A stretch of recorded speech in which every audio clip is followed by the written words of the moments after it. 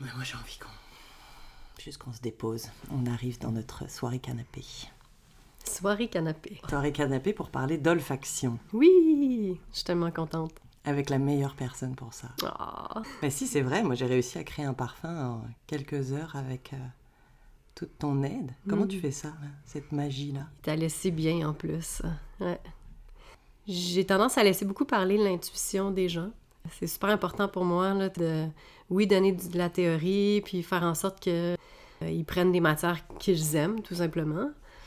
Mais je travaille à l'aveugle avec les gens, donc c'est super intéressant parce que toutes leurs a priori, j'aime telle odeur, j'aime pas telle odeur, mais tout d'un coup, oups, ils sont obligés de faire un peu sans ces a priori-là, puis se retrouver vraiment à se connecter à leur ressenti du moment en plus, pour savoir s'ils aiment ou non cette odeur-là, si ça leur fait vivre quelque chose. Donc la première étape, c'est vraiment de se brancher à soi.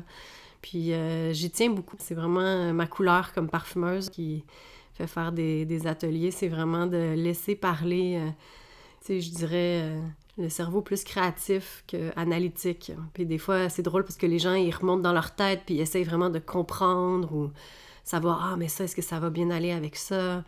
À partir de là, ben, c'est sûr qu'il y a une méthode pour avoir un parfum qui est équilibré, mais la première étape que j'aime faire, c'est vraiment juste qu'ils se laissent aller dans cette expérience-là, de sentir plein d'affaires. Les odeurs, c'est quand même aussi énormément relié aux émotions. J'imagine que il doit se passer un tas d'affaires quand on laisse les gens aller à leur intuition. Ouais, vraiment. Vraiment. Des surprises. Ah, je pensais que j'aimais ça. Ou au contraire, ah, je pensais que j'aimais pas ça. Puis du dégoût, de l'amour fou, des gens qui pleurent. J'ai vraiment eu de tout dans les ateliers. C'est connu, là. Il y a vraiment une proximité entre le lobe olfactif puis des acteurs principaux du cerveau limbique. Ce qui explique donc le fait que ce soit tant relié aux émotions. Donc, le cerveau limbique, c'est un peu notre boîte noire dans le cerveau, là. Tout ce qui est souvenirs emmagasinés, même non conscientisés. Là. Ok, c'est pour ça que finalement on fait des associations des fois entre une odeur et puis un lieu ou une personne. Oui, vraiment. Puis c'est vraiment cette proximité-là. Puis tu sais, même avant d'être capable de nommer quelque chose, bien souvent on est comme « Ah, ça me rappelle ma grand-mère » ou « Ça me rappelle tel lieu » ou justement. Puis ça a cette facilité-là de nous faire voyager dans, comme tu le dis, là, si bien, là, tu sais, dans d'autres lieux ou même dans un autre temps de notre vie ou avec des personnes ou tout ça. Donc c'est extrêmement puissant, exactement. Ouais. Puis aussi viscéral. Donc sentir quelque chose, par exemple, ça peut faire en sorte que ton cœur commence à avoir des battements cardiaques plus lents ou même plus rapides, juste en sentant une odeur. Tout ce qui est normalement est actionné sans qu'on y pense, ben avec l'olfaction, on peut quand même aller toucher à ça. C'est quand même assez fascinant. Là. Il n'y a pas grand autre chose qui peut toucher à ça. Là. Ok, ouais. C'est-tu pour ça qu'on dit aussi qu'on peut faire comme de l'aromathérapie ou qu'on peut faire des liens entre les odeurs et le soin finalement? Est-ce que c'est ça? Oui, ben c'est de façon générale, l'olfaction, ça a des valeurs thérapeutiques. Puis même à la base là, du parfum, ben il y avait toujours cette valeur-là thérapeutique qui était présente. C'est comme si... Tu veux dire historiquement? Oui, historiquement, ouais.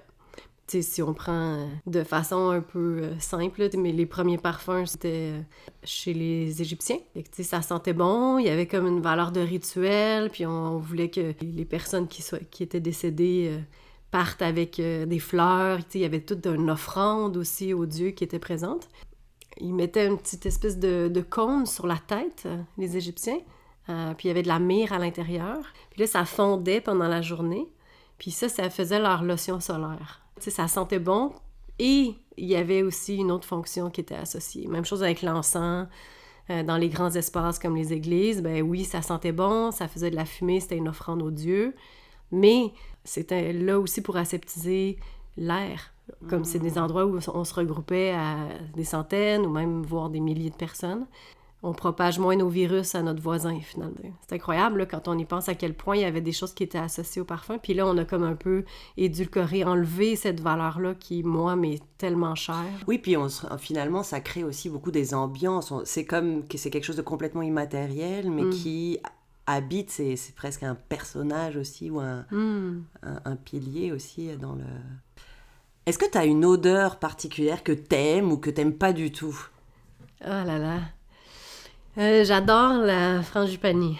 C'est une petite fleur que les gens ont sûrement déjà vue. Là. C'est la petite fleur que les balinaises ils portent sur l'oreille de façon un peu cliché.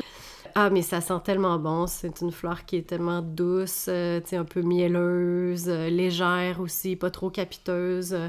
Puis, en tout cas, c'est une odeur que j'ai vraiment toujours aimée. Puis, je pense que ça me rappelle aussi mon voyage en Indonésie, qui a été quand même assez formateur pour moi. Fait que...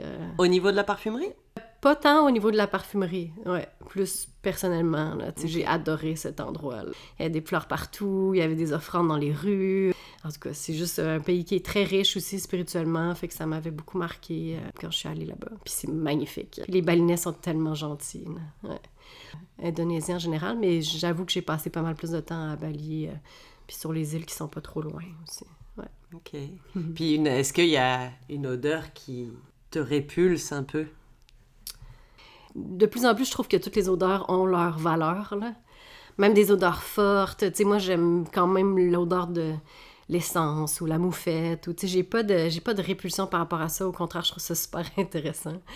C'est sûr que je me souviens d'une odeur avec laquelle j'ai eu beaucoup de difficultés. C'était un voyage au Guatemala. Je devais avoir 17 ans. Puis, il y avait du café qui séchait au soleil.